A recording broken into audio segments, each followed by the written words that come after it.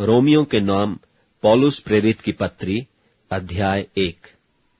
पौलुस की ओर से, जो यीशु मसीह का दास है और प्रेरित होने के लिए बुलाया गया और परमेश्वर के उस सुसमाचार के लिए अलग किया गया है, जिसकी उसने पहले ही से अपने भविष्यद्वक्ताओं के द्वारा पवित्र शास्त्र में अपने पुत्र हमारे प्रभु यीशु मसीह के विषय में प्रतिज्ञा की थी, जो शरीर के भाव से तो दाऊद के वंश से उत्पन्न हुआ और पवित्रता की आत्मा के भाव से मरे हुओं में से जी उठने के कारण सामर्थ के साथ परमेश्वर का पुत्र ठहरा है, जिसके द्वारा हमें अनुग्रह और प्रेरिताई मिली कि उसके नाम के कारण सब जातियों के लोग विश्वास करके उसकी माने, जिनमें से तुम भी यीशु मसीह के होने के लिए बुलाए गए हो, उन सब के नाम जो रोम में परमेश्वर के प्यारे हैं और पवित्र होने के लिए बुलाए गए हैं।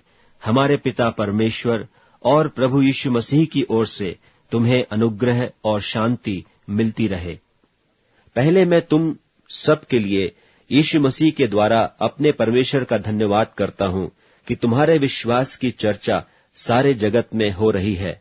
परमेश्वर, जिसकी सेवा मैं अपनी आत्मा से उसके पुत्र के सुसमाचार के विषय में करता हूं, वही मेरा गवाह है कि मैं तुम्हें किस प्रकार लगातार स्मरण करता रहता हूं और नित्य अपनी प्रार्थनाओं में विनती करता हूं कि किसी रीति से अब भी तुम्हारे पास आने को मेरी यात्रा परमेश्वर की इच्छा से सफल हो, क्योंकि मैं तुमसे मिलने की लालसा करता हूं कि मैं तुम्हें कोई आत्मिक वरदान दूं जिससे तुम स्थिर हो जाओ, अर्थात यह कि मैं तुम्हारे बीच में होकर तुम्हारे साथ उस विश्वास के द्वारा जो मुझ में और तुम में है शांति पाऊं।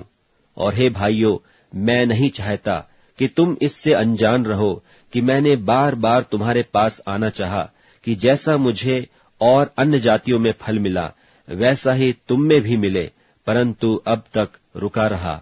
मैं यूनानियों और अन्य भाषियों का और बुद्धिमानों और निर्बुद्धियों का कर्जदार हूं।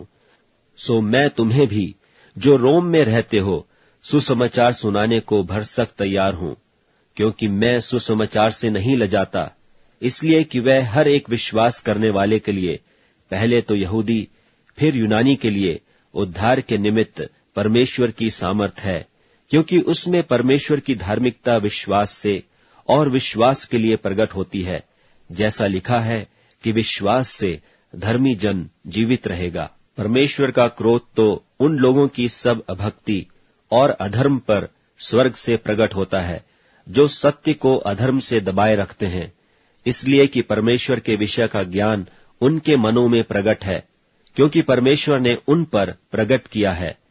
क्योंकि उसके अनदेखे गुण अर्थात उसकी सनातन सामर्थ और परमेश्वरत्व जगत की सृष्टि के समय से उसके कामों के द्वारा देखने में आते हैं, यहां तक कि वे निरुत्तर हैं। इस कारण कि परमेश्वर को जानने पर भी उन्होंने परमेश्वर की योग्य बड़ाई और धन्यवाद न किया, परंतु व्यर्थ विचार करने लगे, यहां तक कि उनका निर्बुद्धि मन अंधेरा हो गया। वे अपने आप को बुद्धिमान जताकर मूर्ख बन गए और अविनाशी परमेश्वर की महिमा को नाशमान मनुष्य और पक्षियों और चौपायों और रेंगने वाले जंतुओं की मूरत की समानता में बदल डाला। इस कारण परमेश्वर ने उन्हें उनके मन की अभिलाषों के अनुसार अशुद्धता के लिए छोड़ दिया कि वे आपस में अपने शरीरों का अनादर करें, क्योंकि उन्होंने परमेश्वर की सच्चाई को बदलकर झूठ बना डाला और सृष्टि की उपासना और सेवा की, न कि उस सृजनहार की जो सदा धन्य है। आमीन। इसलिए परमेश्वर ने उन्हें नीच कामनाओं के वश में छोड़ दिया, यहां तक कि उनकी स्त्रियों ने भी स्वाभाविक व्यवहार को उससे जो स्वभाव के विरुद्ध है बदल डाला। वैसे ही पुरुष भी स्त्रियों के साथ स्वाभाविक व्यवहार छोड़कर आपस में कामातुर होकर जलने लगे, और पुरुषों ने पुरुषों के साथ निर्लज्ज काम करके अपने भ्रम का ठीक फल पाया। और जब उन्होंने परमेश्वर को पहचानना न चाहा, इसलिए परमेश्वर ने भी उन्हें उनके निकम्मे मन पर छोड़ दिया कि वे अनुचित काम करें।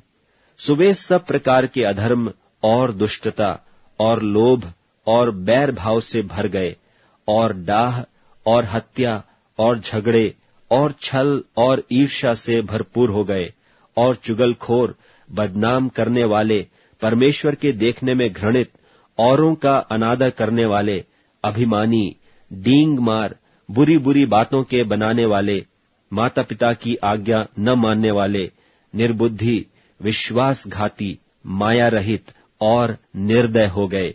वे तो परमेश्वर की यह विधि जानते हैं कि ऐसे ऐसे काम करने वाले मृत्यु के दंड के योग्य हैं। तो भी न केवल आप ही ऐसे काम करते हैं, वरन करने वालों से पौलुस प्रेरित की पत्री 2 अध्याय। सो हे दोष लगाने वाले, तू कोई क्यों न हो, तू निरुत्तर है, क्योंकि जिस बात में तू दूसरे पर दोष लगाता है, उसी बात में अपने आप को भी दोषी ठहराता है, इसलिए कि तू जो दोष लगाता है, आप ही वही काम करता है। और हम जानते हैं कि ऐसे ऐसे काम करने वालों पर परमेश्वर की ओर से ठीक ठीक दंड की आज्ञा होती है। और हे मनुष्य, तू जो ऐसे ऐसे काम करने वालों पर दोष लगाता है और आप वे ही काम करता है, क्या यह समझता है कि तू परमेश्वर की दंड की आज्ञा से बच जाएगा?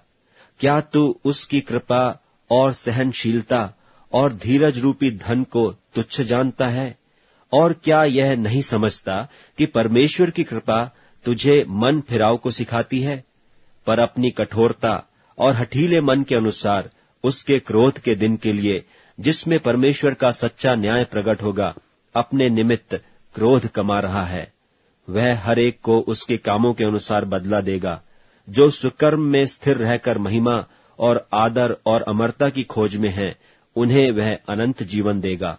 पर जो विवादी हैं और सत्य को नहीं मानते, वरन अधर्म को मानते हैं, उन पर क्रोध और कोप पड़ेगा, और क्लेश और संकट हर एक मनुष्य के प्राण पर जो बुरा करता है आएगा, पहले यहूदी पर, फिर यूनानी पर महिमा और आदर और कल्याण हर एक को मिलेगा जो भला करता है, पहले यहूदी को, फिर यूनानी को, क्योंकि परमेश्वर किसी का पक्ष नहीं करता।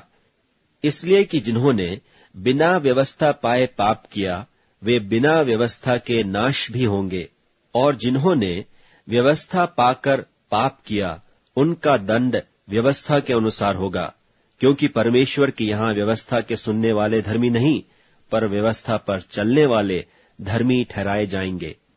फिर जब अन्य जाति लोग, जिनके पास व्यवस्था नहीं, स्वभाव ही से व्यवस्था की बातों पर चलते हैं, तो व्यवस्था उनके पास न होने पर भी वे अपने लिए आप ही व्यवस्था हैं। वे व्यवस्था की बातें अपने अपने हृदयों में लिखी हुई दिखाते हैं, और उनके विवेक भी गवाही देते हैं, और उनकी चिंताएं परस्पर दोष लगाती या उन्हें निर्दोष ठहराती हैं। जिस दिन परमेश्वर मेरे सुसमाचार के अनुसार यीशु मसीह के द्वारा मनुष्यों की गुप्त बातों का न्याय करेगा। यदि तू यहूदी कहलाता है और व्यवस्था पर भरोसा रखता है और परमेश्वर के विषय में घमंड करता है और उसकी इच्छा जानता और व्यवस्था की शिक्षा पाकर उत्तम उत्तम बातों को प्रिय जानता है और अपने पर भरोसा रखता है कि मैं अंधों का अगुआ और अंधकार में पड़े हुओं की ज्योति और बुद्धिहीनों का सिखाने वाला और बालकों का उपदेशक हूँ, और ज्ञान और सत्य का नमूना जो व्यवस्था में है मुझे मिला है, सो क्या तू जो औरों को सिखाता है अपने आप को नहीं सिखाता? क्या तू जो चोरी न करने का उपदेश देता है आप ही चोरी करता है?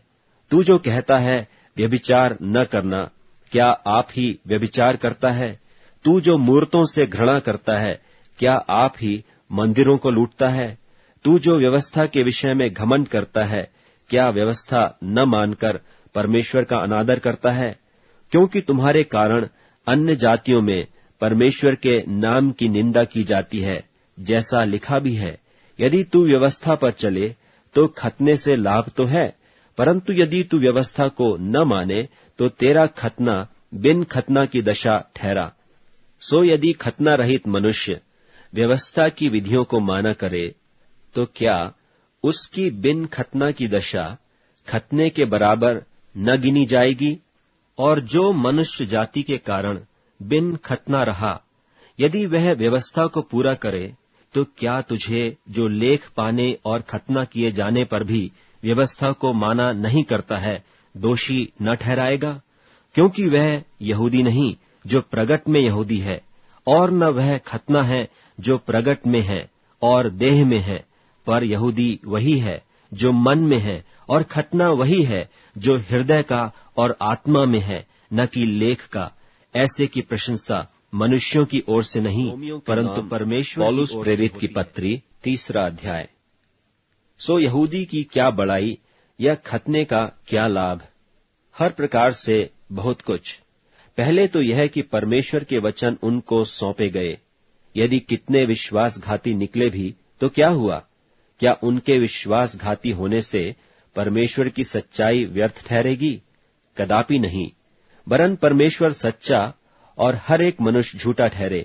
जैसा लिखा है कि जिससे तू अपनी बातों में धर्मी ठहरे और न्याय करते समय तू जय पाए। सो यदि हमारा अधर्म परमेश्वर की धार्मिकता ठहरा देता है, तो हम क्या कहें? क्या यह है कि परमेश्वर जो क्रोध करता है अन्यायी है? यह तो मैं मनुष्य की रीति पर कहता हूं, कदापि नहीं। नहीं तो परमेश्वर क्यों कर जगत का न्याय करेगा? यदि मेरे झूठ के कारण परमेश्वर की सच्चाई उसकी महिमा के लिए अधिक करके प्रकट हुई, तो फिर क्यों पापी की नाई में दंड के योग्य ठहराया जाता हूं? और हम क्यों बुराई न करें कि भलाई निकले, जब हम पर यही दोष लगाया भी जाता है? और कितने कहते हैं कि इनका यही कहना है, परंतु ऐसों का दोषी ठहराना ठीक है। तो फिर क्या हुआ? क्या हम उनसे अच्छे हैं?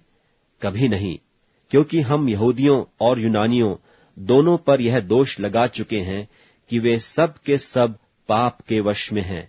जैसा लिखा है कि कोई धर्मी नहीं, एक भी नहीं, कोई समझदार नहीं, कोई परमेश्वर का खोजने वाला नहीं।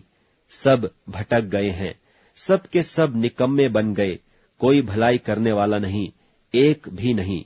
उनका गला खुली हुई कब्र है, उन्होंने अपनी जीभों से छल किया है, उनके होठों में सांपों का विष है, और उनका मुंह श्राप और कड़वाहट से भरा है।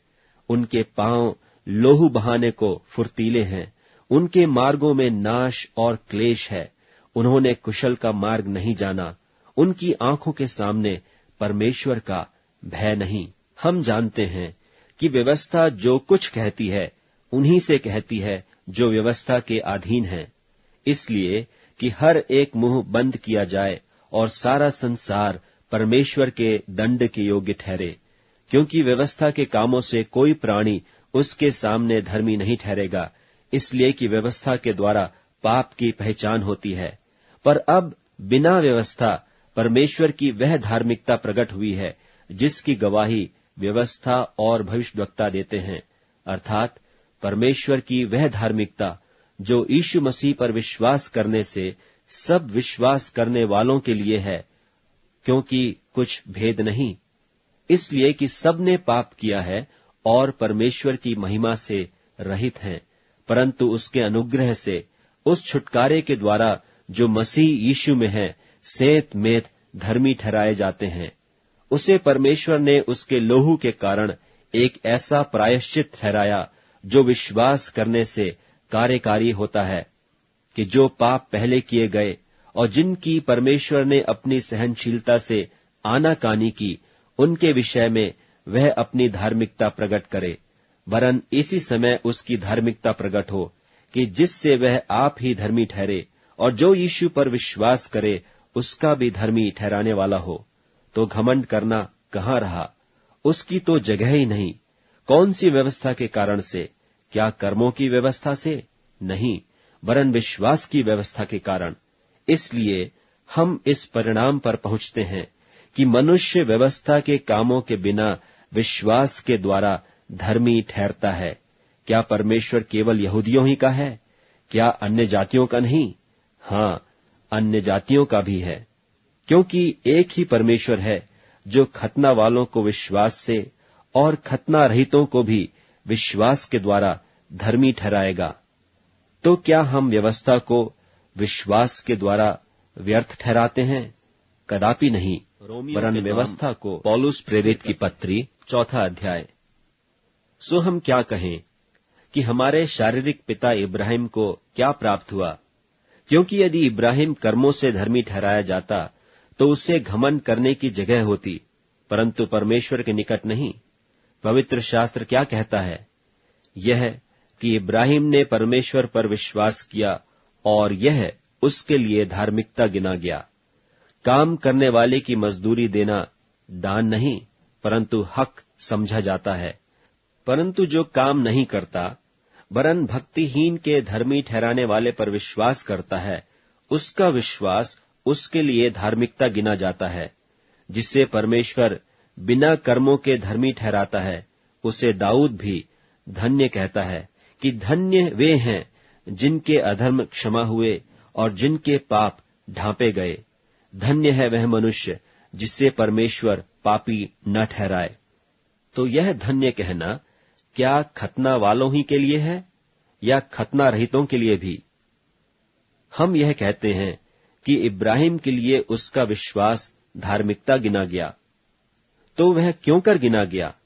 खतने की दशा में या बिना खतने की दशा में? खतने की दशा में नहीं, परंतु बिना खतने की दशा में। और उसने खतने का चिन्ह पाया कि उस विश्वास की धार्मिकता पर छाप हो जाए जो उसने बिना खतने की दशा में रखा था, जिससे वह उन सब का पिता ठहरे जो बिना खतने की दशा में विश्वास करते हैं, और कि वे भी धर्मी ठहरें। और उन खतना किए हुओं का पिता हो जो न केवल खतना किए हुए हैं, परंतु हमारे पिता इब्राहिम के उस विश्वास की लीक पर भी चलते हैं जो उसने बिन खतने की दशा में किया था। क्योंकि यह प्रतिज्ञा कि वह जगत का वारिस होगा न इब्राहिम को न उसके वंश को व्यवस्था के द्वारा दी गई थी, परंतु विश्वास की धार्मिकता के द्वारा मिली। क्योंकि यदि व्यवस्था वाले वारिस हैं तो विश्वास व्यर्थ और प्रतिज्ञा निष्फल ठहरी। व्यवस्था तो क्रोध उपजाती है, और जहां व्यवस्था नहीं वहां उसका टालना भी नहीं। इसी कारण वह विश्वास के द्वारा मिलती है कि अनुग्रह की रीति पर हो, कि प्रतिज्ञा सब वंश के लिए दृढ़ हो, न कि केवल उसके लिए जो व्यवस्था वाला है, वरन उनके लिए भी जो इब्राहिम के समान विश्वास वाले हैं। वही तो हम सब का पिता है। जैसा लिखा है कि मैंने तुझे बहुत सी जातियों का पिता ठहराया है। उस परमेश्वर के सामने जिस पर उसने विश्वास किया, और जो मरे हुओं को जिलाता है, और जो बातें हैं ही नहीं उनका नाम ऐसा लेता है कि मानो वे हैं। उसने निराशा में भी आशा रखकर विश्वास किया, इसलिए कि उस वचन के अनुसार कि तेरा वंश ऐसा होगा, वह बहुत सी जातियों का पिता हो। और वह जो 100 वर्ष का था, अपने मरे हुए से शरीर और सारा के गर्भ की मरी हुई किसी दशा जानकर भी विश्वास में निर्बल न हुआ, और न अविश्वासी होकर परमेश्वर की प्रतिज्ञा पर संदेह किया, पर विश्वास में दृढ़ होकर परमेश्वर की महिमा की, और निश्चय जाना कि जिस बात की उसने प्रतिज्ञा की है वह उसे पूरी करने को भी सामर्थी है। इस कारण यह उसके लिए धार्मिकता गिना गया। और यह वचन कि विश्वास उसके लिए धार्मिकता गिना गया, न केवल उसी के लिए लिखा गया, वरन हमारे लिए भी, जिनके लिए विश्वास धार्मिकता गिना जाएगा, अर्थात हमारे लिए जो उस पर विश्वास करते हैं जिसने हमारे प्रभु यीशु को मरे हुओं में से जिलाया। वह हमारे अपराधों के लिए पकड़वाया गया और हमारे धर्मी ठहरने के लिए। पौलुस प्रेरित की पत्री 5वां अध्याय। सो जब हम विश्वास से धर्मी ठहरे तो अपने प्रभु यीशु मसीह के द्वारा परमेश्वर के साथ मेल रखें, जिसके द्वारा विश्वास के कारण उस अनुग्रह तक जिसमें हम बने हैं हमारी पहुंच भी हुई, और परमेश्वर की महिमा की आशा पर घमंड करें। केवल यही नहीं, वरन हम क्लेशों में भी घमंड करें, यही जानकर कि क्लेश से धीरज, और धीरज से खरा निकलना, और खरे निकलने से आशा उत्पन्न होती है, और आशा से लज्जा नहीं होती, क्योंकि पवित्र आत्मा जो हमें दिया गया है उसके द्वारा परमेश्वर का प्रेम हमारे मन में डाला गया है। क्योंकि जब हम निर्बल ही थे तो मसीह ठीक समय पर भक्तिहीनों के लिए मरा। किसी धर्मी जन के लिए कोई मरे, यह तो दुर्लभ है, परंतु क्या जाने किसी भले मनुष्य के लिए कोई मरने का भी हियाव करे। परंतु परमेश्वर हम पर अपने प्रेम की भलाई इस रीति से प्रकट करता है कि जब हम पापी ही थे तभी मसीह हमारे लिए मरा। सो जबकि हम अब उसके लहू के कारण धर्मी ठहरे, तो उसके द्वारा क्रोध से क्यों न बचेंगे? क्योंकि बैरी होने की दशा में तो उसके पुत्र की मृत्यु के द्वारा हमारा मेल परमेश्वर के साथ हुआ, फिर मेल हो जाने पर उसके जीवन के कारण हम उद्धार क्यों न पाएंगे? और केवल यही नहीं, परंतु हम अपने प्रभु यीशु मसीह के द्वारा, जिसके द्वारा हमारा मेल हुआ है, परमेश्वर के विषय में घमंड भी करते हैं। इसलिए जैसा एक मनुष्य के द्वारा पाप जगत में आया और पाप के द्वारा मृत्यु आई, और इस रीति से मृत्यु सब मनुष्यों में फैल गई, इसलिए कि सबने पाप किया। क्योंकि व्यवस्था के दिए जाने तक पाप जगत में तो था, परंतु जहां व्यवस्था नहीं वहां पाप गिना नहीं जाता। तो भी आदम से लेकर मूसा तक मृत्यु ने उन लोगों पर भी राज्य किया जिन्होंने उस आदम के अपराध की नाई, जो उस आने वाले का चिन्ह है, पाप न किया। पर जैसा अपराध की दशा है, वैसी अनुग्रह के वरदान की नहीं। क्योंकि जब एक मनुष्य के अपराध से बहुत लोग मरे, तो परमेश्वर का अनुग्रह और उसका जो दान एक मनुष्य के अर्थात यीशु मसीह के अनुग्रह से हुआ, बहुतेरे लोगों पर अवश्य ही अधिकाई से हुआ।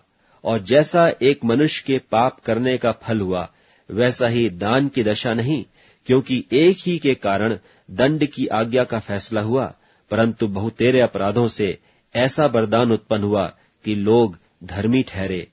क्योंकि जब एक मनुष्य के अपराध के कारण मृत्यु ने उस एक ही के द्वारा राज्य किया, तो जो लोग अनुग्रह और धर्म रूपी वरदान बहुतायत से पाते हैं, वे एक मनुष्य के अर्थात यीशु मसीह के द्वारा अवश्य ही अनंत जीवन में राज्य करेंगे। इसलिए जैसा एक अपराध सब मनुष्यों के लिए दंड की आज्ञा का कारण हुआ, वैसा ही एक धर्म का काम भी सब मनुष्यों के लिए जीवन के निमित्त धर्मी ठहराए जाने का कारण हुआ। क्योंकि जैसा एक मनुष्य के आज्ञा न मानने से बहुत लोग पापी ठहरे, वैसे ही एक मनुष्य के आज्ञा मानने से बहुत लोग धर्मी ठहरेंगे। और व्यवस्था बीच में आ गई कि अपराध बहुत हो, परंतु जहां पाप बहुत हुआ, वहां अनुग्रह उससे भी कहीं अधिक हुआ। कि जैसा पाप ने मृत्यु फैलाते हुए राज्य किया, वैसा ही हमारे प्रभु यीशु मसीह के द्वारा अनुग्रह भी अनंत जीवन के लिए धर्मी ठहराते हुए। पौलुस प्रेरित की पत्री 6वां अध्याय। सो हम क्या कहें? क्या हम पाप करते रहें कि अनुग्रह बहुत हो? कदापि नहीं। हम जब पाप के लिए मर गए, तो फिर आगे को उसमें क्यों कर जीवन बिताएं? क्या तुम नहीं जानते कि हम जितनों ने मसीह यीशु का बपतिस्मा लिया, तो उसके मृत्यु का बपतिस्मा लिया? सो उस मृत्यु का बपतिस्मा पाने से हम उसके साथ गाड़े गए, ताकि जैसे मसीह पिता की महिमा के द्वारा मरे हुओं में से जिलाया गया, वैसे ही हम भी नए जीवन की सी चाल चलें।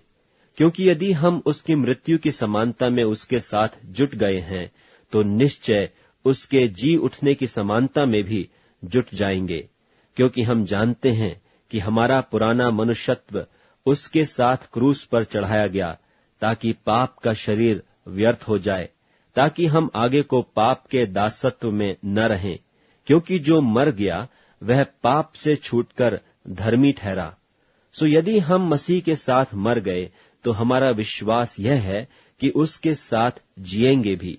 क्योंकि यह जानते हैं कि मसीह मरे हुओं में से जी उठकर फिर मरने का नहीं, उस पर फिर मृत्यु की प्रभुता नहीं होने की।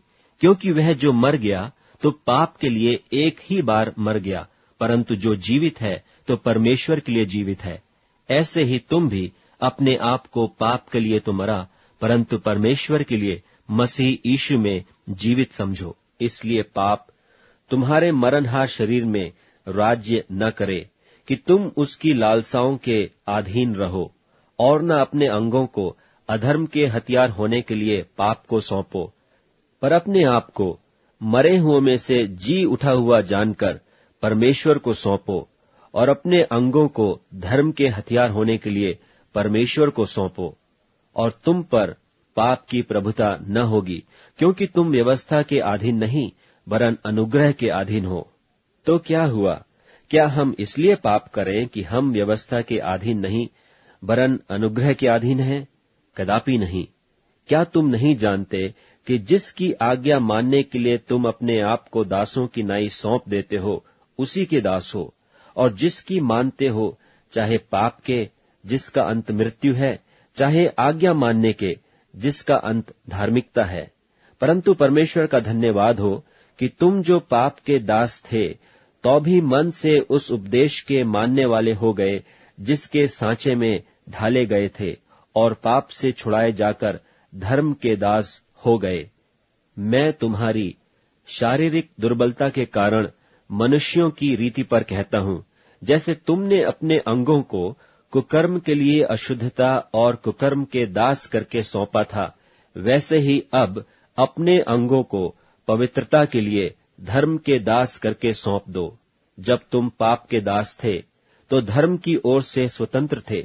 सो जिन बातों से अब तुम लज्जित होते हो, उनसे उस समय तुम क्या फल पाते थे? क्योंकि उनका अंत तो मृत्यु है।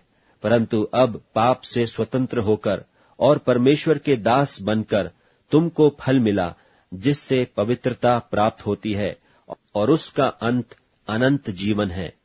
क्योंकि पाप की मजदूरी तो मृत्यु है, परंतु परमेश्वर का वरदान हमारे प्रभु मसीह यीशु में। पौलुस प्रेरित की पत्री 7वां अध्याय। हे भाइयों, क्या तुम नहीं जानते, मैं व्यवस्था के जानने वालों से कहता हूं, कि जब तक मनुष्य जीवित रहता है, तब तक उस पर व्यवस्था की प्रभुता रहती है। क्योंकि विवाहिता स्त्री व्यवस्था के अनुसार अपने पति के जीते जी उससे बंधी है, परंतु यदि पति मर जाए तो वह पति की व्यवस्था से छूट गई। सो यदि पति के जीते जी वह किसी दूसरे पुरुष की हो जाए तो व्यभिचारिणी कहलाएगी, परंतु यदि पति मर जाए तो वह उस व्यवस्था से छूट गई। यहां तक कि यदि किसी दूसरे पुरुष की हो जाए तो भी व्यभिचारिणी न ठहरेगी। सो हे मेरे भाइयों, तुम भी मसीह की देह के द्वारा व्यवस्था के लिए मरे हुए बन गए, कि उस दूसरे के हो जाओ जो मरे हुओं में से जी उठा, ताकि हम परमेश्वर के लिए फल लाएं। क्योंकि जब हम शारीरिक थे तो पापों की अभिलाषाएं जो व्यवस्था के द्वारा थी, मृत्यु का फल उत्पन्न करने के लिए हमारे अंगों में काम करती थीं। परंतु जिसके बंधन में हम थे, उसके लिए मरकर अब व्यवस्था से ऐसे छूट गए कि लेख की पुरानी रीति पर नहीं, वरन आत्मा की नई रीति पर सेवा करते हैं। तो हम क्या कहें? क्या व्यवस्था पाप है? कदापि नहीं। वरन बिना व्यवस्था के मैं पाप को नहीं पहचानता। व्यवस्था यदि न कहती कि लालच मत कर, तो मैं लालच को न जानता, परंतु पाप ने अवसर पाकर आज्ञा के द्वारा मुझ में सब प्रकार का लालच उत्पन्न किया, क्योंकि बिना व्यवस्था पाप मुर्दा है। मैं तो व्यवस्था बिना पहले जीवित था, परंतु जब आज्ञा आई तो पाप जी गया और मैं मर गया। और वही आज्ञा जो जीवन के लिए थी, मेरे लिए मृत्यु का कारण ठहरी, क्योंकि पाप ने अवसर पाकर आज्ञा के द्वारा मुझे बहकाया और उसी के द्वारा मुझे मार भी डाला। इसलिए व्यवस्था पवित्र है और आज्ञा भी ठीक और अच्छी है। तो क्या वह जो अच्छी थी मेरे लिए मृत्यु ठहरी? कदापि नहीं। परंतु पाप उस अच्छी वस्तु के द्वारा मेरे लिए मृत्यु का उत्पन्न करने वाला हुआ, कि उसका पाप होना प्रकट हो और आज्ञा के द्वारा पाप बहुत ही पापमय ठहरे। क्योंकि हम जानते हैं कि व्यवस्था तो आत्मिक है, परंतु मैं शारीरिक और पाप के हाथ बिका हुआ हूं। और जो मैं करता हूं उसको नहीं जानता, क्योंकि जो मैं चाहता हूं वह नहीं किया करता, परंतु जिससे मुझे घृणा आती है वही करता हूं। और यदि जो मैं नहीं चाहता वही करता हूं, तो मैं मान लेता हूं कि व्यवस्था भली है। तो ऐसी दशा में उसका करने वाला मैं नहीं, वरन पाप है जो मुझ में बसा हुआ है। क्योंकि मैं जानता हूं कि मुझ में अर्थात मेरे शरीर में कोई अच्छी वस्तु वास नहीं करती। इच्छा तो मुझ में है, परंतु भले काम मुझसे बन नहीं पड़ते। क्योंकि जिस अच्छे काम की मैं इच्छा करता हूं वह तो नहीं करता, परंतु जिस बुराई की इच्छा नहीं करता वही किया करता हूं। परंतु यदि मैं वही करता हूं जिसकी इच्छा नहीं करता, तो उसका करने वाला मैं न रहा, परंतु पाप जो मुझ में बसा हुआ है।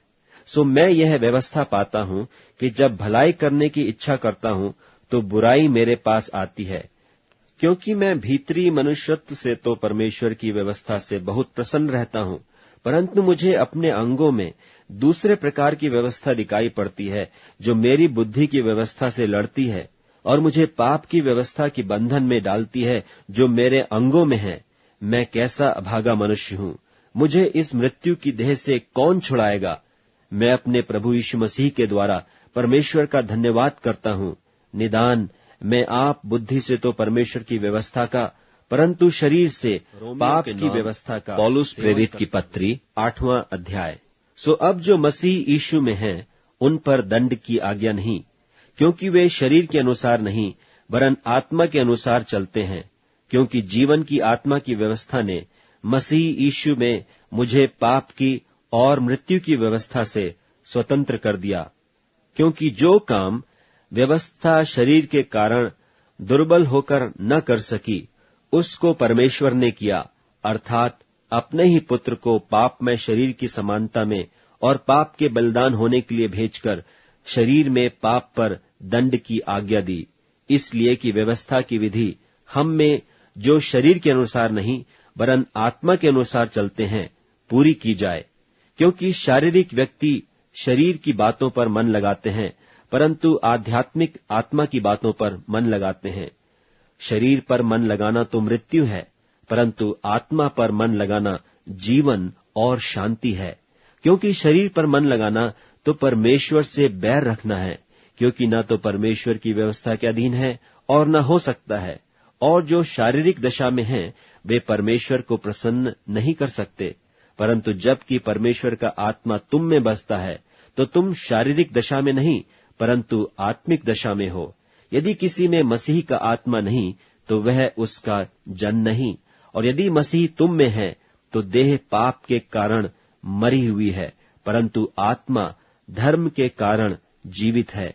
और यदि उसी का आत्मा जिसने यीशु को मरे हुओं में से जिलाया तुम में बसा हुआ है, तो जिसने मसीह को मरे हुओं में से जिलाया, वह तुम्हारी मरणहार देहों को भी अपने आत्मा के द्वारा जो तुम में बसा हुआ है जिलाएगा। सो हे भाइयों, हम शरीर के कर्जदार नहीं, ताकि शरीर के अनुसार दिन काटें। क्योंकि यदि तुम शरीर के अनुसार दिन काटोगे तो मरोगे, यदि आत्मा से देह की क्रियाओं को मारोगे तो जीवित रहोगे। इसलिए कि जितने लोग परमेश्वर की आत्मा के चलाए चलते हैं, वे ही परमेश्वर के पुत्र हैं। क्योंकि तुमको दासत्व की आत्मा नहीं मिली कि फिर भयभीत हो, परंतु लेपालकपन की आत्मा मिली है, जिससे हम हे अब्बा, हे पिता कहकर पुकारते हैं। आत्मा आप ही हमारी आत्मा के साथ गवाही देता है कि हम परमेश्वर की संतान हैं, और यदि संतान हैं तो वारिस भी, वरन परमेश्वर के वारिस और मसीह के संगी वारिस हैं, जबकि हम उसके साथ दुख उठाएं कि उसके साथ महिमा भी पाएं। क्योंकि मैं समझता हूं कि इस समय के दुख और क्लेश उस महिमा के सामने जो हम पर प्रकट होने वाली है कुछ भी नहीं है। क्योंकि सृष्टि बड़ी आशा भरी दृष्टि से परमेश्वर के पुत्रों के प्रकट होने की बाट जो रही है। क्योंकि सृष्टि अपनी इच्छा से नहीं, पर अधीन करने वाले की ओर से व्यर्थता के अधीन इस आशा से की गई कि सृष्टि भी आप ही विनाश के दासत्व से छुटकारा पाकर परमेश्वर की संतानों की महिमा की स्वतंत्रता प्राप्त करेगी। क्योंकि हम जानते हैं कि सारी सृष्टि अब तक मिलकर कहरती और पीड़ाओं में पड़ी तड़पती है। और केवल वही नहीं, पर हम भी, जिनके पास आत्मा का पहला फल है, आप ही अपने में कहरते हैं और लेपालक होने की अर्थात अपनी देह के छुटकारे की बाट जोहते हैं।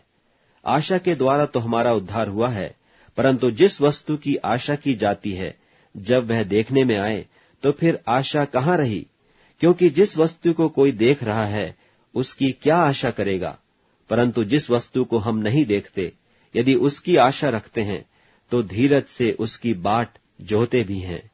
इसी रीति से आत्मा भी हमारी दुर्बलता में सहायता करता है, क्योंकि हम नहीं जानते कि प्रार्थना किस रीति से करना चाहिए, परंतु आत्मा आप ही ऐसी आहें भर भर कर जो बयान से बाहर है हमारे लिए विनती करता है, और मनों का जांचने वाला जानता है कि आत्मा की मनसा क्या है, क्योंकि वह पवित्र लोगों के लिए परमेश्वर की इच्छा के अनुसार विनती करता है। और हम जानते हैं कि जो लोग परमेश्वर से प्रेम रखते हैं उनके लिए सब बातें मिलकर भलाई ही को उत्पन्न करती हैं, अर्थात उन्हीं के लिए जो उसकी इच्छा के अनुसार बुलाए हुए हैं। क्योंकि जिन्हें उसने पहले से जान लिया है उन्हें पहले से ठहराया भी है कि उसके पुत्र के स्वरूप में हो, ताकि वह बहुत भाइयों में पहलौठा ठहरे। फिर जिन्हें उसने पहले से ठहराया उन्हें बुलाया भी, और जिन्हें बुलाया उन्हें धर्मी भी ठहराया है, और जिन्हें धर्मी ठहराया उन्हें महिमा भी दी है। सो हम इन बातों के विषय में क्या कहें? यदि परमेश्वर हमारी ओर है तो हमारा विरोधी कौन हो सकता है? जिसने अपने निज पुत्र को भी न रख छोड़ा, परंतु उसे हम सब के लिए दे दिया, वह उसके साथ हमें और सब कुछ क्यों कर न देगा? परमेश्वर के चुने हुओं पर दोष कौन लगाएगा? परमेश्वर वह है जो उनको धर्मी ठहराने वाला है। फिर कौन है जो दंड की आज्ञा देगा? मसीह वह है जो मर गया, वरन मुर्दों में से जी भी उठा, और परमेश्वर की दाहिनी ओर है, और हमारे लिए निवेदन भी करता है। कौन हमको मसीह के प्रेम से अलग करेगा? क्या क्लेश या संकट या उपद्रव या अकाल या नंगाई या जोखिम या तलवार? जैसा लिखा है कि तेरे लिए हम दिन भर घात किए जाते हैं, हम बध होने वाली भेड़ों की नाई गिने गए हैं। परंतु इन सब बातों में हम उसके द्वारा जिसने हमसे प्रेम किया है जैवन से भी बढ़कर हैं।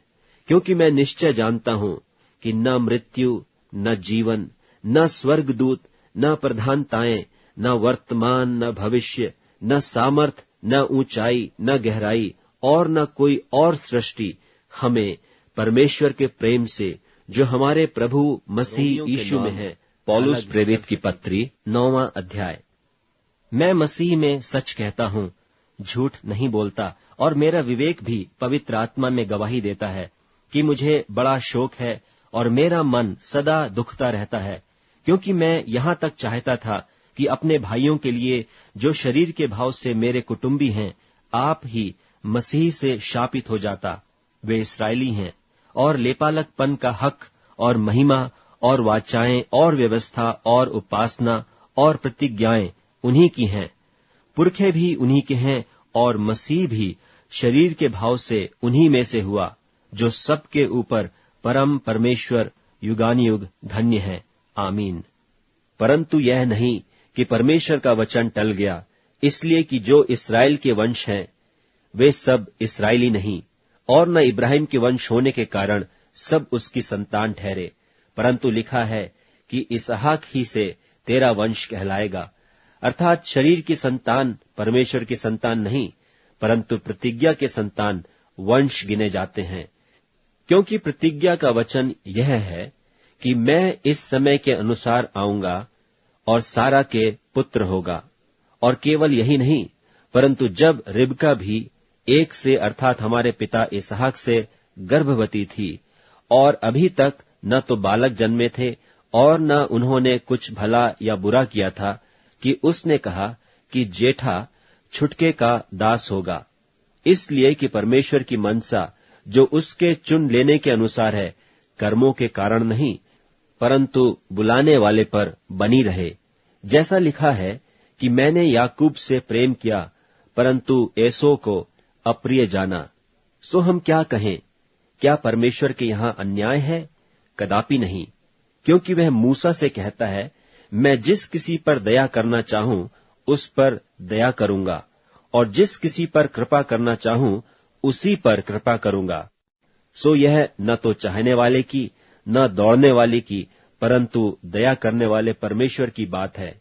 क्योंकि पवित्र शास्त्र में फिरौन से कहा गया कि मैंने तुझे इसीलिए खड़ा किया है कि तुझ में अपनी सामर्थ्य दिखाऊं और मेरे नाम का प्रचार सारी पृथ्वी पर हो।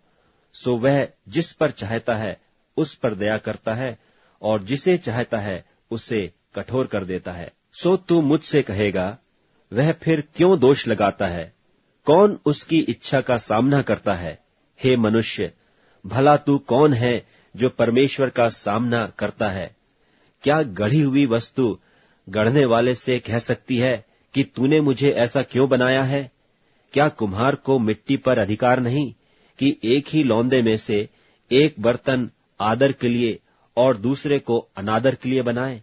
तो इसमें कौन सी अचंभे की बात है कि परमेश्वर ने अपना क्रोध दिखाने और अपने सामर्थ प्रकट करने की इच्छा से क्रोध के बर्तनों की, जो विनाश के लिए तैयार किए गए थे, बड़े धीरज से सही, और दया के बर्तनों पर, जिन्हें उसने महिमा के लिए पहले से तैयार किया, अपने महिमा के धन को प्रकट करने की इच्छा की, अर्थात हम पर, जिन्हें उसने न केवल यहूदियों में से वरन अन्य जातियों में से भी बुलाया, जैसा वह होशे की पुस्तक में भी कहता है कि जो मेरी प्रजा न थी उन्हें मैं अपनी प्रजा कहूंगा, और जो प्रिया न थी उसे प्रिया कहूंगा। और ऐसा होगा कि जिस जगह में उनसे यह कहा गया था कि तुम मेरी प्रजा नहीं हो, उसी जगह वे जीवते परमेश्वर की संतान कहलाएंगे। और यशायाह इस्राएल के विषय में पुकार कर कहता है कि चाहे इस्राएल की संतानों की गिनती समुद्र के बालू के बराबर हो, तो भी उनमें से थोड़े ही बचेंगे, क्योंकि प्रभु अपना वचन पृथ्वी पर पूरा करके धार्मिकता से शीघ्र उसे सिद्ध करेगा। जैसा यशायाह ने पहले भी कहा था कि यदि सेनाओं का प्रभु हमारे लिए कुछ वंश न छोड़ता, तो हम सदोम की नाई हो जाते और अमोरा के सरीखे ठहरते। सो हम क्या कहें? यह कि अन्य जातियों ने जो धार्मिकता की खोज नहीं करते थे, धार्मिकता प्राप्त की, अर्थात उस धार्मिकता को जो विश्वास से है, परंतु इस्राएली जो धर्म की व्यवस्था की खोज करते हुए उस व्यवस्था तक नहीं पहुंचे। किस लिए? इसलिए कि वे विश्वास से नहीं, परंतु मानो कर्मों से उसकी खोज करते थे। उन्होंने उस ठोकर के पत्थर पर ठोकर खाई, जैसा लिखा है, देखो मैं सिय्योन में एक ठेस लगने का पत्थर और ठोकर खाने की चट्टान रखता हूं, और जो उस पर विश्वास करेगा वह। पौलुस प्रेरित की पत्री 10वां अध्याय।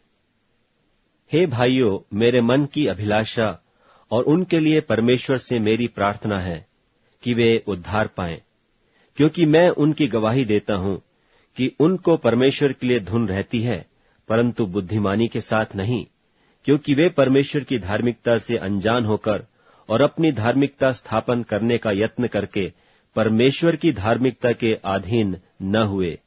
क्योंकि हर एक विश्वास करने वाले के लिए धार्मिकता के निमित्त मसीही व्यवस्था का अंत है, क्योंकि मूसा ने यह लिखा है कि जो मनुष्य उस धार्मिकता पर जो व्यवस्था से है चलता है, वह इसी कारण जीवित रहेगा। परंतु जो धार्मिकता विश्वास से है, वह यूं कहती है कि तू अपने मन में यह न कहना कि स्वर्ग पर कौन चढ़ेगा, अर्थात मसीह को उतार लाने के लिए, या गहराओं में कौन उतरेगा, अर्थात मसीह को मरे हुओं में से जिलाकर ऊपर लाने के लिए, परंतु क्या कहती है? यह कि वचन तेरे निकट है, तेरे मुंह में और तेरे मन में है।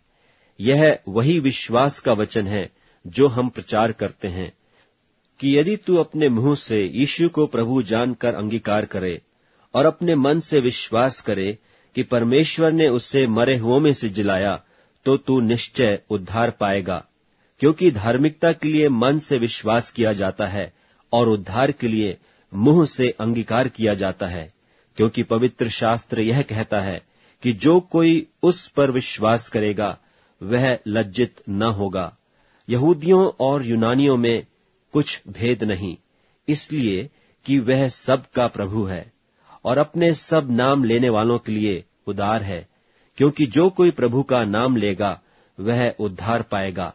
फिर जिस पर उन्होंने विश्वास नहीं किया, वे उसका नाम क्यों कर लें?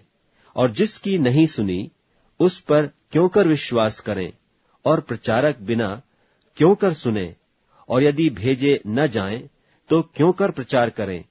जैसा लिखा है कि उनके पांव क्या ही सुहावने हैं, जो अच्छी बातों का सुसमाचार सुनाते हैं, परंतु सब ने उस सुसमाचार पर कान न लगाया। यशायाह कहता है कि हे प्रभु, किसने हमारे समाचार की प्रतीति की है? सुविश्वास सुनने से और सुनना मसीह के वचन से होता है। परंतु मैं कहता हूं, क्या उन्होंने नहीं सुना? सुना तो सही, क्योंकि लिखा है कि उनके स्वर सारी पृथ्वी पर और उनके वचन जगत की छोर तक पहुंच गए हैं। फिर मैं कहता हूं, क्या इस्राएली नहीं जानते थे? पहले तो मूसा कहता है कि मैं उनके द्वारा जो जाति नहीं तुम्हारे मन में जलन उपजाऊंगा, मैं एक मूढ़ जाति के द्वारा तुम्हें रिस दिलाऊंगा। फिर यशायाह बड़े हियाव के साथ कहता है कि जो मुझे नहीं ढूंढते थे उन्होंने मुझे पा लिया, और जो मुझे पूछते भी न थे उन पर मैं प्रकट हो गया। परंतु इस्राएल के विषय में वह यह कहता है कि मैं सारे दिन अपने हाथ एक आज्ञा न मानने वाली और विवाद करने वाली प्रजा की ओर। पौलुस प्रेरित की पत्री 11वां अध्याय। इसलिए मैं कहता हूं, क्या परमेश्वर ने अपनी प्रजा को त्याग दिया? कदापि नहीं। मैं भी तो इस्राएली हूं, इब्राहिम के वंश और बिन्यामीन के गोत्र में से हूं। परमेश्वर ने अपनी उस प्रजा को नहीं त्यागा जिसे उसने पहले ही से जाना।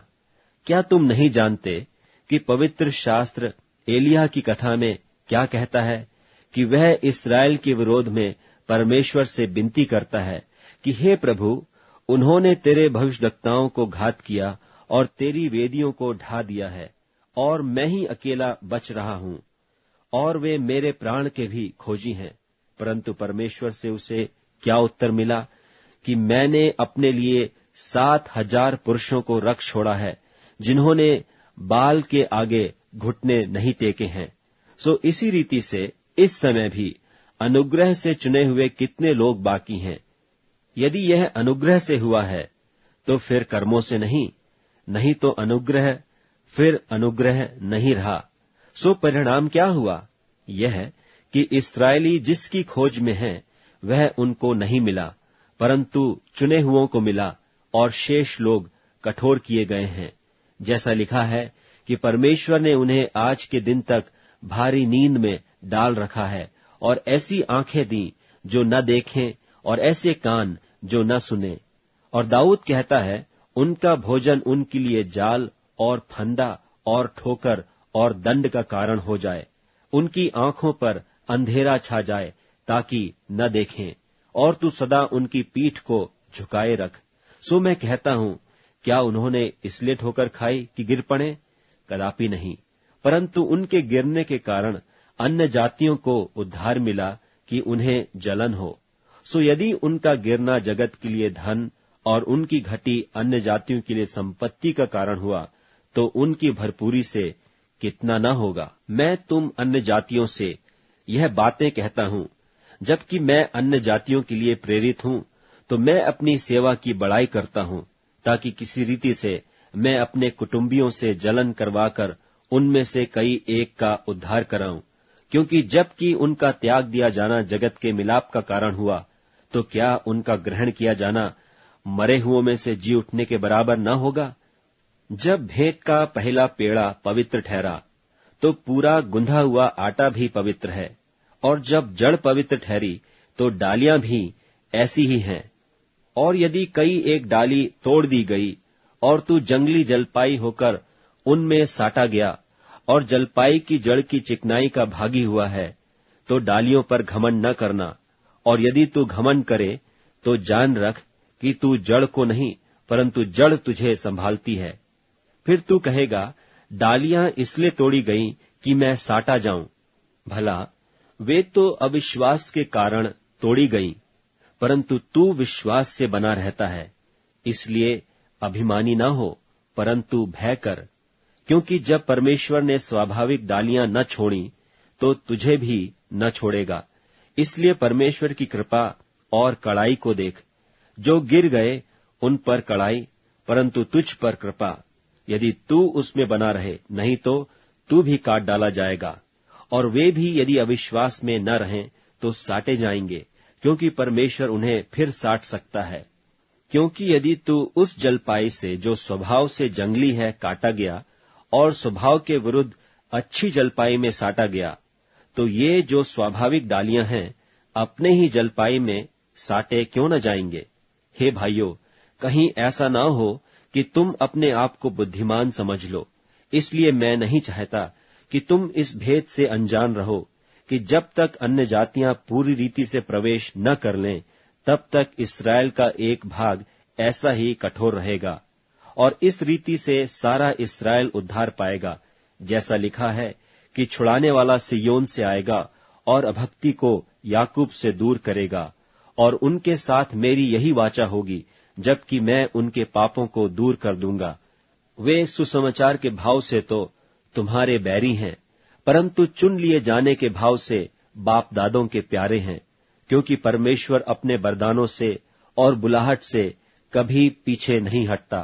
क्योंकि जैसे तुमने पहले परमेश्वर की आज्ञा न मानी, परंतु अभी उनके आज्ञा न मानने से तुम पर दया हुई, वैसे ही उन्होंने भी अब आज्ञा न मानी कि तुम पर जो दया होती है, इससे उन पर भी दया हो। क्योंकि परमेश्वर ने सबको आज्ञा न मानने के कारण बंद कर रखा, ताकि वह सब पर दया करे। आहा, परमेश्वर का धन और बुद्धि और ज्ञान क्या ही गंभीर है। उसके विचार कैसे अथाह और उसके मार्ग कैसे अगम है। प्रभु की बुद्धि को किसने जाना, या उसका मंत्री कौन हुआ, या किसने पहले उसे कुछ दिया है जिसका बदला उसे दिया जाए। क्योंकि उसकी ओर से और उसी के द्वारा और उसी के लिए सब कुछ है, उसकी महिमा युगानुयुग होती रहे। पौलुस प्रेरित की पत्री 12वां अध्याय। इसलिए हे भाइयों, मैं तुमसे परमेश्वर की दया स्मरण दिलाकर विनती करता हूं कि अपने शरीरों को जीवित और पवित्र और परमेश्वर को भावता हुआ बलिदान करके चढ़ाओ, यही तुम्हारी आत्मिक सेवा है। और इस संसार के सदृश्य न बनो, परंतु तुम्हारी बुद्धि के नए हो जाने से तुम्हारा चाल चलन भी बदलता जाए, जिससे तुम परमेश्वर की भली और भावती और सिद्ध इच्छा अनुभव से मालूम करते रहो। क्योंकि मैं उस अनुग्रह के कारण जो मुझको मिला है, तुम में से हर एक से कहता हूं कि जैसा समझना चाहिए उससे बढ़कर कोई भी अपने आप को न समझे, पर जैसा परमेश्वर ने हर एक को परिमाण के अनुसार बांट दिया है, वैसा ही सुबुद्धि के साथ अपने को समझे। क्योंकि जैसे हमारी एक देह में बहुत से अंग हैं और सब अंगों का एक ही सा काम नहीं, वैसा ही हम जो बहुत हैं मसीह में एक देह होकर आपस में एक दूसरे के अंग हैं। और जबकि उस अनुग्रह के अनुसार जो हमें दिया गया है, हमें भिन्न भिन्न वरदान मिले हैं, तो जिसको भविष्यवाणी का दान मिला हो, वह विश्वास के परिमाण के अनुसार भविष्यवाणी करे। यदि सेवा का दान मिला हो तो सेवा में लगा रहे, यदि कोई सिखाने वाला हो तो सिखाने में लगा रहे, जो उपदेशक हो वह उपदेश देने में लगा रहे। दान देने वाला उदारता से दे, जो अगुवाई करे वह उत्साह से करे, जो दया करे वह हर्ष से करे। प्रेम निष्कपट हो, बुराई से घृणा करो, भलाई में लगे रहो। भाईचारे के प्रेम से एक दूसरे पर मया रखो, परस्पर आदर करने में एक दूसरे से बढ़ चलो। प्रयत्न करने में आलसी न हो, आत्मिक उन्माद में भरे रहो, प्रभु की सेवा करते रहो। आशा में आनंदित रहो, क्लेश में स्थिर रहो, प्रार्थना में नित्य लगे रहो। पवित्र लोगों को जो कुछ अवश्य हो उसमें उनकी सहायता करो, पहुनाई करने में लगे रहो। अपने सताने वालों को आशीष दो, श्राप न दो। आनंद करने वालों के साथ आनंद करो और रोने वालों के साथ रो।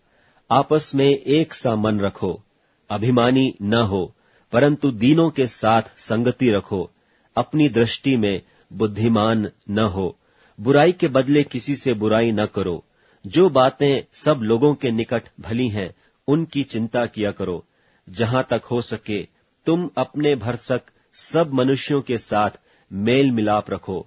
हे प्रियो, अपना पलटा न लेना, परंतु क्रोध को अवसर दो, क्योंकि लिखा है, पलटा लेना मेरा काम है, प्रभु कहता है, मैं ही बदला दूंगा।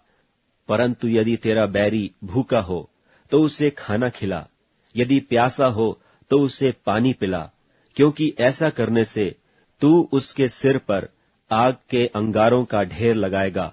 बुराई से न हारो, परंतु भलाई से। पौलुस प्रेरित की पत्री 13वां अध्याय। हर एक व्यक्ति प्रधान अधिकारियों के अधीन रहे, क्योंकि कोई अधिकार ऐसा नहीं जो परमेश्वर की ओर से न हो, और जो अधिकार हैं वे परमेश्वर के ठहराए हुए हैं। इससे जो कोई अधिकार का विरोध करता है वह परमेश्वर की विधि का सामना करता है, और सामना करने वाले दंड पाएंगे, क्योंकि हाकिम अच्छे काम के नहीं परंतु बुरे काम के लिए डर का कारण है। सो यदि तू हाकिम से निडर रहना चाहता है तो अच्छा काम कर, और उसकी ओर से तेरी सराहना होगी, क्योंकि वह तेरी भलाई के लिए परमेश्वर का सेवक है। परंतु यदि तू बुराई करे तो डर, क्योंकि वह तलवार व्यर्थ लिए हुए नहीं, और परमेश्वर का सेवक है कि उसके क्रोध के अनुसार बुरे काम करने वाले को दंड दे। इसलिए आधीन रहना न केवल उस क्रोध से परंतु डर से अवश्य है, वरन विवेक भी यही गवाही देता है। इसलिए कर भी दो, क्योंकि वे परमेश्वर के सेवक हैं और सदा इसी काम में लगे रहते हैं। इसलिए हर एक का हक चुकाया करो। जिससे कर चाहिए उसे कर दो, जिससे महसूल चाहिए उसे महसूल दो, जिससे डरना चाहिए उससे डरो, जिसका आदर करना चाहिए उसका आदर करो। आपस के प्रेम को छोड़ और किसी बात में किसी के कर्जदार न हो, क्योंकि जो दूसरे से प्रेम रखता है उसी ने व्यवस्था पूरी की है। क्योंकि यह कि व्यभिचार न करना, हत्या न करना, चोरी न करना, लालच न करना, और इनको छोड़ और कोई भी आज्ञा हो, तो सबका सारांश इस बात में पाया जाता है कि अपने पड़ोसी से अपने समान प्रेम रख। प्रेम पड़ोसी की कुछ बुराई नहीं करता, इसलिए प्रेम रखना व्यवस्था को पूरा करना है। और समय को पहचान कर ऐसा ही करो, इसलिए कि अब तुम्हारे लिए नींद से जाग उठने की घड़ी आ पहुंची है। क्योंकि जिस समय हमने विश्वास किया था उस समय के विचार से अब हमारा उद्धार निकट है। रात बहुत बीत गई है और दिन निकलने पर है, इसलिए हम अंधकार के कामों को तजकर ज्योति के हथियार बांध लें। जैसा दिन को सोहता है वैसा ही हम सीधी चाल चलें, न कि लीला क्रीड़ा और पियक्कड़पन, न व्यभिचार और लुचपन में, और न झगड़े और डाह में, वरन प्रभु यीशु मसीह को पहन लो और शरीर के अभिलाषों को पूरा करने का। पौलुस प्रेरित की पत्री 14वां अध्याय। जो विश्वास में निर्बल है उसे अपनी संगति में ले लो, परंतु उसकी शंकाओं पर विवाद करने के लिए नहीं, क्योंकि एक को विश्वास है कि सब कुछ खाना उचित है, परंतु जो विश्वास में निर्बल है वह साग पात ही खाता है, और खाने वाला न खाने वाले को तुच्छ न जाने, और न खाने वाला खाने वाले पर दोष न लगाए, क्योंकि परमेश्वर ने उसे ग्रहण किया है। तू कौन है जो दूसरे के सेवक पर दोष लगाता है? उसका स्थिर रहना या गिर जाना उसके स्वामी ही से संबंध रखता है, वरन वह स्थिर ही कर दिया जाएगा, क्योंकि प्रभु उसे स्थिर रख सकता है। कोई तो एक दिन को दूसरे से बढ़कर जानता है और कोई सब दिन एक सा जानता है। हर एक अपने ही मन में निश्चय कर ले। जो किसी दिन को मानता है वह प्रभु के लिए मानता है, जो खाता है वह प्रभु के लिए खाता है, क्योंकि वह परमेश्वर का धन्यवाद करता है। क्योंकि हम में से न तो कोई अपने लिए जीता है और न कोई अपने लिए मरता है, क्योंकि यदि हम जीवित हैं तो प्रभु के लिए जीवित हैं, और यदि मरते हैं तो प्रभु के लिए मरते हैं। सो हम जिएं या मरें हम प्रभु ही के हैं, क्योंकि मसीह इसीलिए मरा और जी भी उठा कि वह मरे हुओं और जीवितों दोनों का प्रभु हो। तू अपने भाई पर क्यों दोष लगाता है, या तो फिर क्यों अपने भाई को तुच्छ जानता है? हम सब के सब परमेश्वर के न्याय सिंहासन के सामने खड़े होंगे, क्योंकि लिखा है कि प्रभु कहता है, मेरे जीवन की सौगंध कि हर एक घुटना मेरे सामने टिकेगा और हर एक जीभ परमेश्वर को अंगीकार करेगा। सो हम में से हर एक परमेश्वर को अपना अपना लेखा देगा। सो आगे को हम एक दूसरे पर दोष न लगाएं, पर तुम यही ठान लो कि कोई अपने भाई के सामने ठेस या ठोकर खाने का कारण न रखे। मैं जानता हूं और प्रभु यीशु से मुझे निश्चय हुआ है कि कोई वस्तु अपने आप से अशुद्ध नहीं, परंतु जो उसको अशुद्ध समझता है उसके लिए अशुद्ध है। यदि तेरा भाई तेरे भोजन के कारण उदास होता है, तो फिर तू प्रेम की रीति से नहीं चलता। जिसके लिए मसीह मरा, उसको तू अपने भोजन के द्वारा नाश न कर। अब तुम्हारी भलाई की निंदा न होने पाए, क्योंकि परमेश्वर का राज्य खाना पीना नहीं, परंतु धर्म और मिलाप और वह आनंद है जो पवित्र आत्मा से होता है। और जो कोई इस रीति से मसीह की सेवा करता है, वह परमेश्वर को भाता है और मनुष्यों में ग्रहण योग्य ठहरता है। इसलिए हम उन बातों का प्रयत्न करें जिनसे मेल मिलाप और एक दूसरे का सुधार हो। भोजन के लिए परमेश्वर का काम न बिगाड़। सब कुछ शुद्ध तो है, परंतु उस मनुष्य के लिए बुरा है जिसको उसके भोजन करने से ठोकर लगती है। भला तो यह है कि तू न मांस खाए और न दाखरस पिए, न और कुछ ऐसा करे जिससे तेरा भाई ठोकर खाए। तेरा जो विश्वास हो उससे परमेश्वर के सामने अपने ही मन में रख। धन्य है वह जो उस बात में जिसे वह ठीक समझता है अपने आप को दोषी नहीं ठहराता, परंतु जो संदेह करके खाता है वह दंड के योग्य ठहर चुका, क्योंकि वह निश्चय धारणा से नहीं खाता और जो कुछ विश्वास से नहीं। पौलुस प्रेरित की पत्री 15वां अध्याय। निदान हम बलवानों को चाहिए कि निर्बलों की निर्बलताओं को सहें, न कि अपने आप को प्रसन्न करें। हम में से हर एक अपने पड़ोसी को उसकी भलाई के लिए सुधारने के निमित्त प्रसन्न करे, क्योंकि मसीह ने अपने आप को प्रसन्न नहीं किया, पर जैसा लिखा है कि तेरे निंदकों की निंदा मुझ पर आ पड़ी। जितनी बातें पहले से लिखी गईं, वे हमारी ही शिक्षा के लिए लिखी गई हैं, कि हम धीरज और पवित्र शास्त्र की शांति के द्वारा आशा रखें।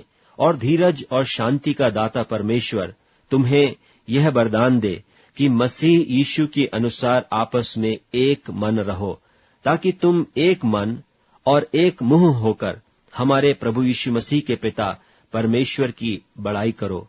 इसलिए जैसा मसीह ने भी परमेश्वर की महिमा के लिए तुम्हें ग्रहण किया है, वैसे ही तुम भी एक दूसरे को ग्रहण करो। मैं कहता हूं कि जो प्रतिज्ञाएं बाप दादों को दी गई थीं, उन्हें दृढ़ करने के लिए मसीह परमेश्वर की सच्चाई का प्रमाण देने के लिए खतना किए हुए लोगों का सेवक बना।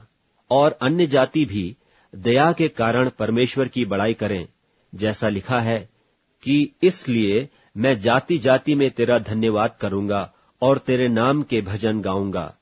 फिर कहा है, हे जाति जाति के सब लोगों, उसकी प्रजा के साथ आनंद करो। और फिर हे जाति जाति के सब लोगों, प्रभु की स्तुति करो। और हे राज्य राज्य के सब लोगों, उसे सराहो। और फिर यशायाह कहता है कि यिशै की एक जड़ प्रकट होगी और अन्य जातियों का हाकिम होने के लिए एक उठेगा। उस पर अन्य जातियां आशा रखेंगी। सो परमेश्वर जो आशा का दाता है, तुम्हें विश्वास करने में सब प्रकार के आनंद और शांति से परिपूर्ण करे, कि पवित्र आत्मा की सामर्थ्य से तुम्हारी आशा बढ़ती जाए। हे मेरे भाइयों, मैं आप भी तुम्हारे विषय में निश्चय जानता हूं कि तुम भी आप ही भलाई से भरे और ईश्वरीय ज्ञान से भरपूर हो और एक दूसरे को चिता सकते हो। तो भी मैंने कहीं कहीं याद दिलाने के लिए तुम्हें जो बहुत हियाव करके लिखा, यह उस अनुग्रह के कारण हुआ जो परमेश्वर ने मुझे दिया है, कि मैं अन्य जातियों के लिए मसीह यीशु का सेवक होकर परमेश्वर के सुसमाचार की सेवा याजक की नाई करूं, जिससे अन्य जातियों का मानो चढ़ाया जाना पवित्र आत्मा से पवित्र बनकर ग्रहण किया जाए। सो उन बातों के विषय में जो परमेश्वर से संबंध रखती हैं, मैं मसीह यीशु में बड़ाई कर सकता हूं, क्योंकि उन बातों को छोड़ मुझे और किसी बात के विषय में कहने का हियाव नहीं, जो मसीह ने अन्य जातियों की अधीनता के लिए वचन और कर्म और चिन्हों और अद्भुत कामों की सामर्थ्य से और पवित्र आत्मा की सामर्थ्य से मेरे ही द्वारा किए, यहाँ तक कि मैंने यरूशलेम से लेकर चारों ओर इल्लुरिकुम तक मसीह के सुसमाचार का पूरा पूरा प्रचार किया। पर मेरे मन की उमंग यह है कि जहां जहां मसीह का नाम नहीं लिया गया वहीं सुसमाचार सुनाऊं। ऐसा न हो कि दूसरे की नेव पर घर बनाऊं, परंतु जैसा लिखा है वैसा ही हो कि जिन्हें उसका सुसमाचार नहीं पहुंचा वे ही देखेंगे और जिन्होंने नहीं सुना वे ही समझेंगे। इसीलिए मैं तुम्हारे पास आने से बार बार रुका रहा, परंतु अब मुझे इन देशों में और जगह नहीं रही और बहुत वर्षों से मुझे तुम्हारे पास आने की लालसा है। इसलिए जब इस्पानिया को जाऊंगा तो तुम्हारे पास होता हुआ जाऊंगा, क्योंकि मुझे आशा है कि उस यात्रा में तुमसे भेंट करूं, और जब तुम्हारी संगति से मेरा जी कुछ भर जाए तो तुम मुझे कुछ दूर आगे पहुंचा दो। परंतु अभी तो पवित्र लोगों की सेवा करने के लिए यरूशलेम को जाता हूं, क्योंकि मकिदुनिया और अखिया के लोगों को यह अच्छा लगा कि यरूशलेम के पवित्र लोगों के कंगालों के लिए कुछ चंदा करें। अच्छा तो लगा, परंतु वे उनके कर्जदार भी हैं, क्योंकि यदि अन्य जाति उनकी आत्मिक बातों में भागी हुए तो उन्हें भी उचित है कि शारीरिक बातों में उनकी सेवा करें। सो मैं यह काम पूरा करके और उनको यह चंदा सौंपकर तुम्हारे पास होता हुआ इस्पानिया को जाऊंगा, और मैं जानता हूं कि जब मैं तुम्हारे पास आऊंगा तो मसीह की पूरी आशीष के साथ आऊंगा। और हे भाइयों, मैं यीशु मसीह का जो हमारा प्रभु है और पवित्र आत्मा के प्रेम का स्मरण दिलाकर तुमसे विनती करता हूं कि मेरे लिए परमेश्वर से प्रार्थना करने में मेरे साथ मिलकर लौलीन रहो, कि मैं यहूदिया के अविश्वासियों से बचा रहूं और मेरी वह सेवा जो यरूशलेम के लिए है पवित्र लोगों को भाए, और मैं परमेश्वर की इच्छा से तुम्हारे पास आनंद के साथ आकर तुम्हारे साथ विश्राम पाऊं। शांति का परमेश्वर तुम सब के साथ रहे। पौलुस प्रेरित की पत्री 16वां अध्याय। मैं तुमसे फीबे की, जो हमारी बहन और किंख्रिया की कलीसिया की सेविका है, विनती करता हूं कि तुम जैसा कि पवित्र लोगों को चाहिए उसे प्रभु में ग्रहण करो, और जिस किसी बात में उसको तुमसे प्रयोजन हो उसकी सहायता करो, क्योंकि वह भी बहुतों की वरन मेरी भी उपकारिणी हुई है। प्रिस्का और अक्विला को, जो यीशु में मेरे सहकर्मी हैं, नमस्कार। उन्होंने मेरे प्राण के लिए अपना ही सिर दे रखा था, और केवल मैं ही नहीं वरन अन्य जातियों की सारी कलीसियाएं भी उनका धन्यवाद करती हैं, और उस कलीसिया को भी नमस्कार जो उनके घर में है। मेरे प्रिय इपैनितुस को, जो मसीह के लिए आसिया का पहला फल है, नमस्कार। मरियम को, जिसने तुम्हारे लिए बहुत परिश्रम किया, नमस्कार। अंद्रुनिकुस और यूनियास को, जो मेरे कुटुंबी हैं और मेरे साथ कैद हुए थे और प्रेरितों में नामी हैं और मुझसे पहले मसीह में हुए थे, नमस्कार। अम्प्लियातुस को, जो प्रभु में मेरा प्रिय है, नमस्कार। उर्बानुस को, जो मसीह में हमारा सहकर्मी है, और मेरे प्रिय इस्तखुस को नमस्कार। अपिल्लेस को, जो मसीह में खरा निकला, नमस्कार। अरिस्तुबुलुस के घराने को नमस्कार। मेरे कुटुंबी हेरोदियोन को नमस्कार। नरकिस्सुस के घराने के जो लोग प्रभु में हैं, उनको नमस्कार। त्रुफैना और त्रुफोसा को, जो प्रभु में परिश्रम करती हैं, नमस्कार। प्रिया पिरसिस को, जिसने प्रभु में बहुत परिश्रम किया, नमस्कार।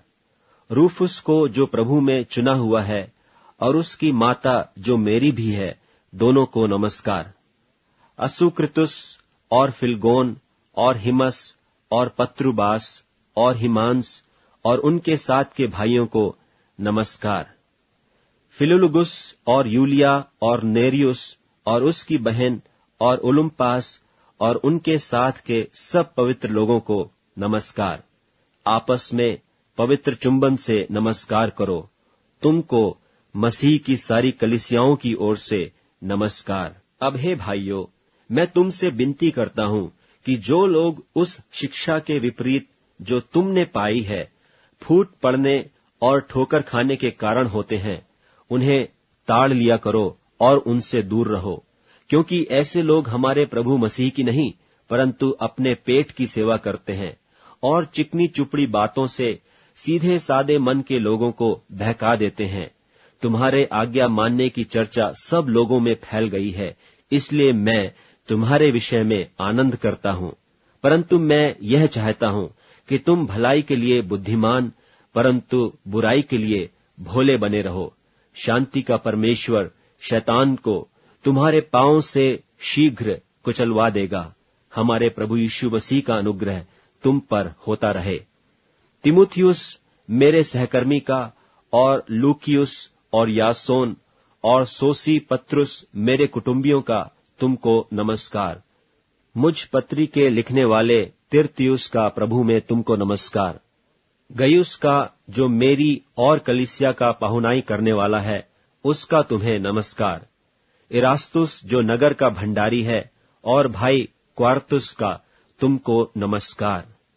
अब जो तुमको मेरे सुसमाचार अर्थात यीशु मसीह के विषय के प्रचार के अनुसार स्थिर कर सकता है, उस भेद के प्रकाश के अनुसार जो सनातन से छिपा रहा परंतु अब प्रगट होकर सनातन परमेश्वर की आज्ञा से भविष्यद्वक्ताओं की पुस्तकों के द्वारा सब जातियों को बताया गया है कि वे विश्वास से आज्ञा मानने वाले हो जाएं, उसी अद्वैत बुद्धिमान परमेश्वर की यीशु मसीह के द्वारा युगानुयुग महिमा होती रहे।